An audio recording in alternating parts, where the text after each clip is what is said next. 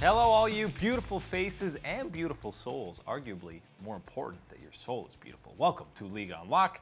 My name is Eric Han Solo today as Week 5 continues in the LCK and the LPL. And it feels like we just saw Griffin playing some games, but they're already back on the Rift. Only one day off. This time they're playing KT again, who they just played a couple of weeks ago. So a lot of KT versus Griffin, which in 2018 was one of the most hype matchups in the entire LCK, but not exactly the case here in 2019. But any matchup with Griffin is hype as they continue to set history, make history in this 2019 spring season. They're going for a perfect 10-0 start. Still only one game dropped so far, and in game 1 against KT, Smeb face checked in. That was a fantastic level 1 by Griffin. When do you expect 4 members to be in there? And just to see how this game was going, Umpty on the Aatrox jungle. No, the Wolf! Mid-auto attack. 1 auto away. He dies to the Mirkwood Wolves. Flashback to Dyrus in 2010. I don't know what year it was when he was dying to them. But this team fight here, you got Tarzan flashing over for 1 auto, 2 kills. And this team fight is just all that we've seen from Griffin this entire year, dragging them out, just dancing around low health bars. And this looks like a replay, but it's in the exact same spot over the Dragon. And it's just another fight that's going to go the way of Griffin, because even when KT would do seemingly good engages to try and catch out someone from Griffin, it would completely turn around. You had Viper on the Vladimir in this game.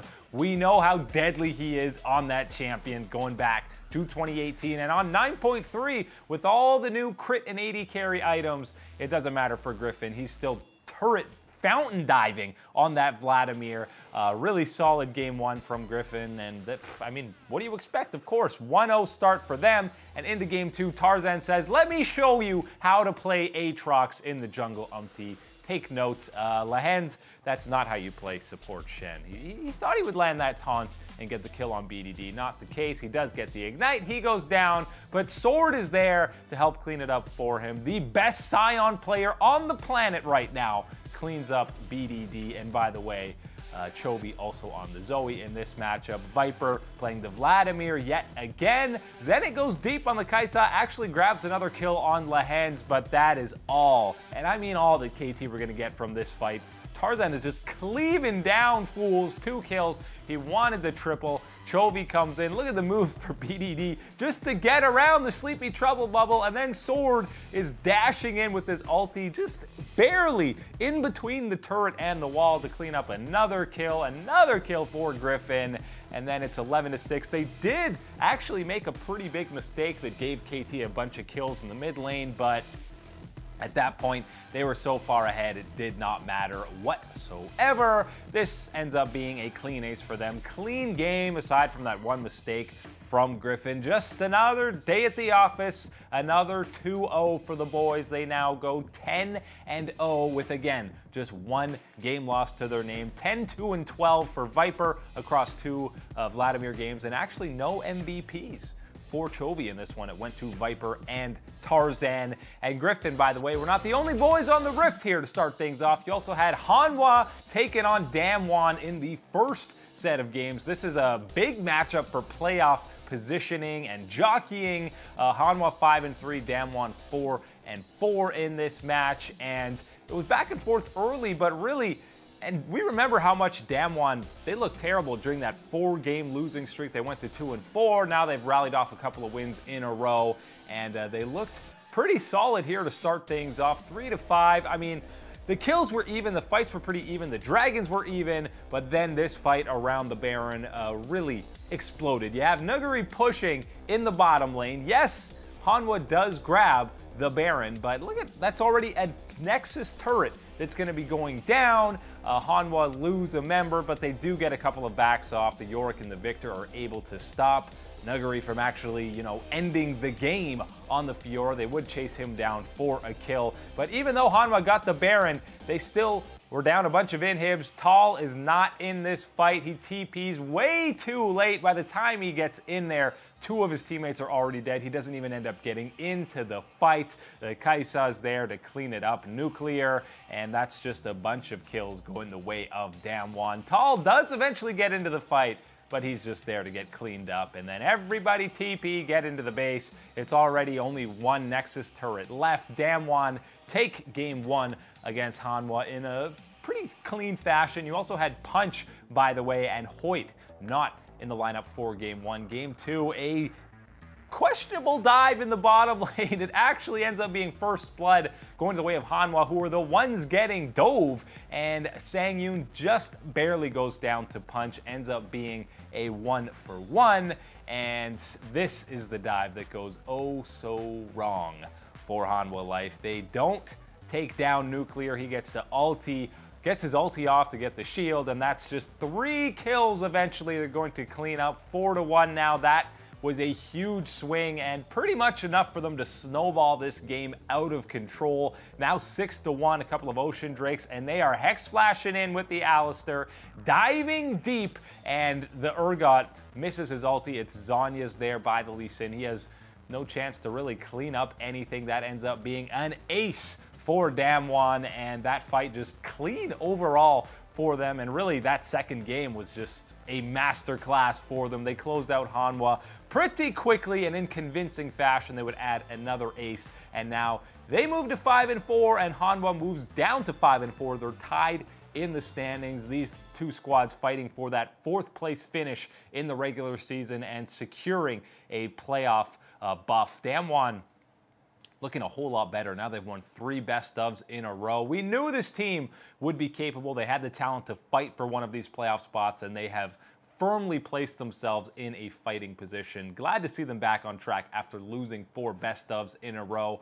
Hanwha, they beat up on the lower tier teams. We've seen it. They have some clean, immaculate games against them, but you know, these top 4 teams are the ones that they continue to struggle against. And for Griffin, they're not going to be playing for a while. They don't play in week 6, so we're not going to be seeing them until the 1st or 2nd week of March. So I hope you enjoyed their 10-0 start, because the rest of the league needs some time to figure out how the hell to stop these guys. 10-0, 1 game loss to their name. They are setting the history books a whole new chapter in the LCK, and they are must-watch Twitch TV whenever they're on the Rift.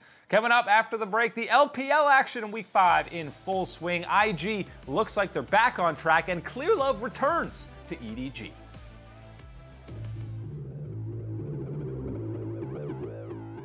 Welcome back, everybody. This is League Unlocked. My name's Eric. Thanks for joining us, as always, as the LPL Week 5 is in full swing. One of the more surprising starts has actually been the defending world champions having 2 losses in just 6 best of series, because they only had 2 losses the entirety of the regular season in spring and summer in 2018. They were looking to get back on track here in Week 5 against one of the new squads in the LPL, and they look like they're getting back on track. That's no doubt. By the way, the exact same roster going up against Sino Gaming here, and they looked... I mean, the main show was Rookie in this matchup against SDG. Rookie on his rise. We love seeing him on that champion. He completely dominated in this game 1, and really just the overall chemistry between him and Ning are absolutely one of the best jungle mid duos on the entire planet. But we saw Rookie completely dominating the LPL in 2018, and Rise, not exactly a pick you're seeing that often here in 2019, but Rookie can make pretty much any champion work. He got rolling early and often here in game 1, and I mean, IG, one of their losses came against Rogue Warrior, or they came against JD and LGD, which are, I mean, JD Gaming actually looked decent for a while. LGD has looked terrible for the most part, so very surprising to see them lose a best of series. It'd be fine if they lose just 1, but a best of was very surprising. But Rookie got way ahead on this Rise. They had no way to deal with him, and I mean, listen, SDG put up a decent fight in Game 1. You can see the kills. They both were hitting double digits, as the LPL is, by the way. For fantasy purposes, always pick LPL teams for the LPL LCK matchups. Always go LPL because China, there's just way more kills than any other region. IG take Game 1 and look pretty decent in doing so. In Game 2, Ning on his World Championship Finals MVP Gragas, and I talked about the synergy and chemistry between Ning and Rookie. Rookie is always the first to be there to help when he's getting invaded or when there's any kind of skirmish in the jungle. He's the first one to help out his jungler, and on the Jace in this matchup, he and Ning were just putting in absolute work, destroying everybody left, right, and center. Gala there has absolutely no chance. He gets bopped before he can think to do anything. But later on, I want to shout out this flank that he did on the Kai'Sa. He gets some revenge against Rookie, instantly blows him up, and then dashes in with the ulti. This looks like a great fight for SDG, and the Kai'Sa in particular completely cleaning it out. But keep your eyes on Jackie Love on the Ezreal, because he is there to clean up as well. It's an AD carry fight. They would exchange quadra kills in this fight, or excuse me, a triple for the Kai'Sa, but look how close he was to that penta. By the way, Duke subbed in for this game on the Akali, and Jackie Love just barely survives. The quadra kill gets him super fed on the double tier build. They would close this one out in more convincing fashion. 2-0 for IG. Rookie looks great. Jackie Love looks good. Now 5-2 for the defending world champions, and I still think that they're the team to beat in China. The other matchup in the LPL was Suning versus EDG, and on paper, based on the start Suning had and this new roster, EDG has not looked good. You would think Suning were the favorites in this matchup, but it was EDG putting it to them early and often in Game 1. Clear Love, by the way, back into the lineup for the first time in 2019, and he comes back with the Skarner. Just the pick everybody wants to see him return on. I mean, this guy, he's been around since Season 2. Season 1, really, one of the oldest pro players on the scene, and he always just seems to fit seamlessly back into the lineup. EDG grabs a Baron here, and then the fight around is just clean up, shooting fish in a barrel for them.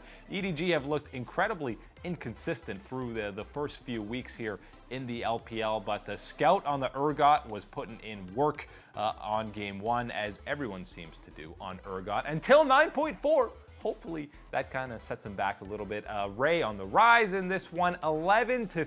Suning completely outclassed in Game 1 as Clearlove gets a win in his return to the Edward Gaming lineup. And Game 2, again, Clearlove active early. This time he's on the Gragas, and Ning, or not Ning, excuse me, Hacker is there on the Lee Sin for the 3v3. It ends up being a trade. First blood goes the way of EDG, and then a fight around the Herald, and that's a nice kick by Hacker to set things up, but there's really absolutely no follow-up. Maple was on the Lulu in this one. It's a Kai'Sa comp for SMLZ. Just feed him the Lulu ultis, but not enough. iBoy on the Sivir gets the cleanup on the Boomerang, and when you're constantly retreating, I mean, the Lulu Kai'Sa comp just doesn't really work very well. I talked about how many kills there always are in the LPL, and then of course you see this game where 7-2 I feel like is the final score here as EDG closes it out in a 2-0 fashion. 8-2, excuse me, pardon me. But very clean second game for them. Game 1 a little bit back and forth, but EDG looks way better than they have. That's the best series they've played here in 2019. And for Suning, after getting out to that electric 4-0 start to the split, they are now 4-3. They've lost 3 best ofs in a row. So a lot of question marks around this squad still, especially because the majority of their 4 wins, in fact, all of their 4 wins came against not the premier, not the top 5 squads in the LPL. So this is a team that's been on our global power rankings in the top 10 every week we've done so far. Maybe it was a little bit premature before they actually played some of the top teams in China, because there are a lot more question marks around this roster than we initially thought right now. But good to see EDG performing and playing to the level that we know that they're capable of, and IG still probably the team to beat in China and will be for the majority of 2019, even though RNG are the defending champions for back-to-back LPL splits. Just waiting for those two to meet up on the Rift here in 2019.